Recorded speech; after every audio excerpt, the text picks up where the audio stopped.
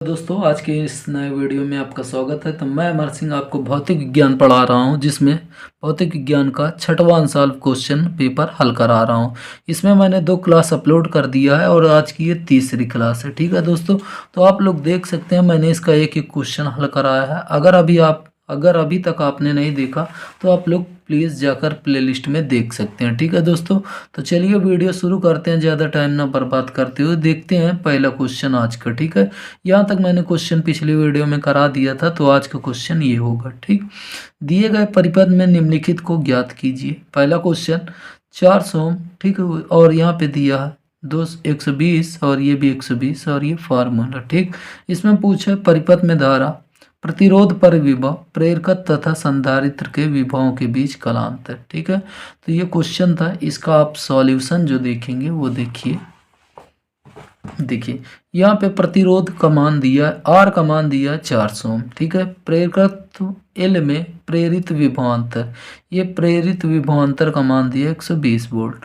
उसके बाद देखेंगे ये संधारित्र की धारिता के जैसे चित्र है। ठीक है, तो यहाँ पे संधारित्र सी में प्रेरित विभवांतर। ठीक, यहाँ पे ये प्रतिरोध का सिंबल है, ये प्रेरकत्व और ये धारिता का। ठीक, तो ऐसे ही लिखेंगे, प्रेरकत्व में प्रेरित विभवांतर V बराबर VL बराबर ये 120, संधारित्र C में ये C वाला। ठीक है, में प्रेरित विभवांतर VC बराबर 120 वोल्ट।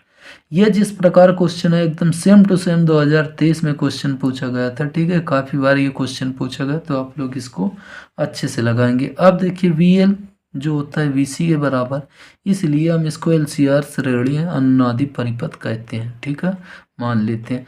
अब परिपथ में प्रवाहित धारा, ठीक, पहला क्वेश्चन जो पूछा था परिपथ में धारा, तो I नॉट बराबर होता है V नॉट अपॉन R। ठीक है, V नॉट अपॉन R। अब देखिए V नॉट का मान तो याद रखेंगे एक फार्मूला से, यहाँ पे मैं साइड में लिख दे रहा हूँ फार्मूला, V बराबर V नॉट कॉस ओमेगा, ठीक है, ओमेगा पाई टी, इस फॉर्मूले से। ठीक है, तो यहाँ पे V नॉट का मान कितना दिया है, V नॉट का अगर मान आप देखेंगे 200 और R का मान देख सकते हैं 400। अगर इसको काटते हैं तो 0 से 0 कैंसिल, 1/2, और 1 में जब 2 से भाग देंगे वो आएगा 0.5। तो इसका पहला यही आंसर है। फॉर्मूले बहुत छोटे होते हैं, आसान, तो आप लोग ज़रूर याद रखेंगे क्योंकि इसमें सवाल बहुत पूछता है, हर साल पूछता है। दूसरा प्रतिरोध पर विभव, सीधा प्रतिरोध पर विभव जितना दिया है आप लोग देख सकते हैं, यही प्रतिरोध पर विभव होगा। तो V नॉट का मान, ठीक है, V का मान जो होगा 200 वोल्ट ही होगा। V का मान कितना, 200 वोल्ट। फिर VL तथा VC, ठीक है, VL तथा VC मतलब प्रेरकत्व तथा संधारित्र के विभव के बीच कालांतर 180 डिग्री होता है। कितना होता है दोस्तों, 180 डिग्री। तो आप लोग इसको याद रखेंगे। अगला क्वेश्चन आप लोग देखेंगे, अगला क्वेश्चन क्या बोला है, देखिए ये भी होगा। नेक्स्ट क्वेश्चन, एक गोली दर्पण में फोकस बिंदु तथा वक्रता केंद्र के बीच की दूरी 20 सेंटीमीटर है। निम्नलिखित की गणना कीजिए तथा उनके नाम लिखिए। पहला क्वेश्चन, दर्पण के ध्रुव से उसके फोकस बिंदु की दूरी, दर्पण के ध्रुव से उसके वक्रता केंद्र के बीच की दूरी। तो ये क्वेश्चन है और इसका आंसर देखेंगे तो बहुत छोटा है। ठीक है दोस्तों, तो आप लोग इसका आंसर ये देखेंगे, क्वेश्चन में जो दिया वो लिखा गया। ठीक है, फिर फोकस तथा वक्रता केंद्र के बीच की दूरी 20 बोल रहा है, -20 सेंटीमीटर। अब दर्पण के ध्रुव से, ठीक है, दर्पण के ध्रुव से उसके फोकस की दूरी निकालना, तो दर्पण के ध्रुव से फोकस तक दूरी जो होगी, फोकस से वक्रता केंद्र के बीच की दूरी होगी।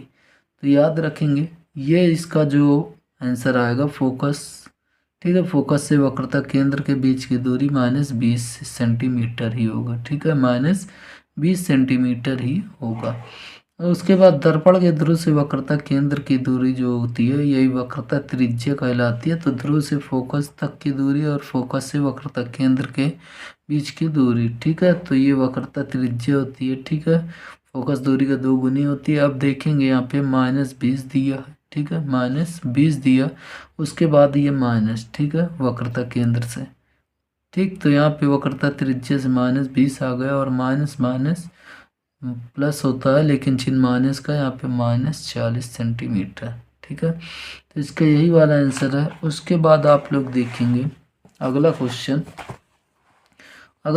क्या देखिए, प्रकाश विद्युत प्रवाह में देहली तरंगदैर्घ्य लैम्डा तथा देहली आवृत्ति न्यू नॉट से आप क्या समझते हैं। ठीक है, संतृप्त धारा तथा अंतक विभव का मान किन कारकों पर निर्भर करता है, तो ये क्वेश्चन है। ठीक है, सेकंड लास्ट, तो इसको भी आप लोग अच्छे से देखेंगे और यह वीडियो काफ़ी छोटी रहेगी। ठीक है दोस्तों, तो आप लोग इसको अपने से कुछ समझने की कोशिश करिएगा।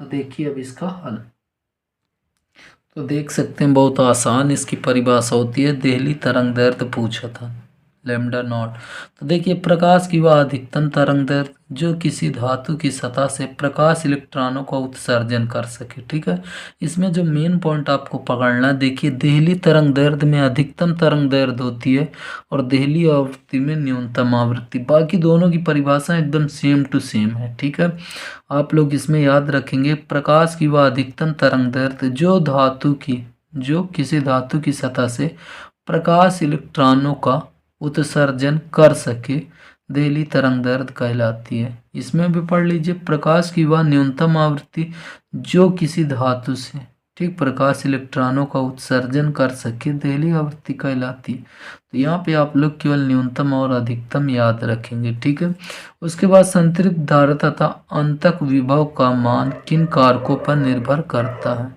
तो आप लोग इसका आंसर देखेंगे। संतृप्त धारा का मान आपतित प्रकाश की तीव्रता पर, ठीक है, आपतित प्रकाश की तीव्रता कितनी तेज है उस पर निर्भर करती है, और तथा अंतक विभव का मान आपतित प्रकाश की आवृत्ति ऊर्जा पर निर्भर करता है। ठीक है, किस पर, आवृत्ति ऊर्जा पर निर्भर करता है। तो ये इसका आंसर था। ठीक है दोस्तों, अब देखिए इस वीडियो का ये अंतिम क्वेश्चन होने वाला है। ठीक है, जो कि इसमें हमें कुछ वैसे बताना नहीं, बस आप लोग देख सकते हैं और इसका आंसर भी। ठीक है, पीएन संधि डायोड दिष्टकारी किसे कहते हैं, मतलब यह एक ऐसा उपकरण होता है जो सीधा एसी, ठीक है, एसी को किस में बदलता है, डीसी में, मतलब प्रत्यावर्ती धारा को दिष्ट धारा में बदलता है। ठीक है, तो इसका आप लोग आंसर देखेंगे दोस्तों, ये इसका आंसर है और ये इसका चित्र है। चित्र बनाना महत्वपूर्ण है। ठीक है, क्योंकि इसमें चित्र ही पूछा गया है। तो देखिए पीएन संदिग्ध दिष्टकारी किसे कहते हैं, तो पीएन संदिग्ध दिष्टकारी एक ऐसा उपकरण है जो प्रत्यावर्ती धारा एसी को दिष्ट धारा डीसी में बदलता है। ठीक है, सीधा आंसर लिखेंगे, प्रत्यावर्ती धारा एसी को दिष्ट धारा में बदलता है। अब देखिए इसका ये चित्र बोला था। ठीक है, आरेख, परिपथ आरेख, तो परिपथ ये आरेख बना दिए हैं। ठीक है दोस्तों, तो आप लोग इसको याद रखेंगे। उसके बाद आप लोग देख सकते हैं यहाँ पे निवेशी वोल्टता। ठीक है, जब यहाँ पे इसको पूर्ण रूप से भेजा जाता है तो इसकी जो निर्गत वोल्टता होती है वह एक तरंग के रूप में ही चलती है।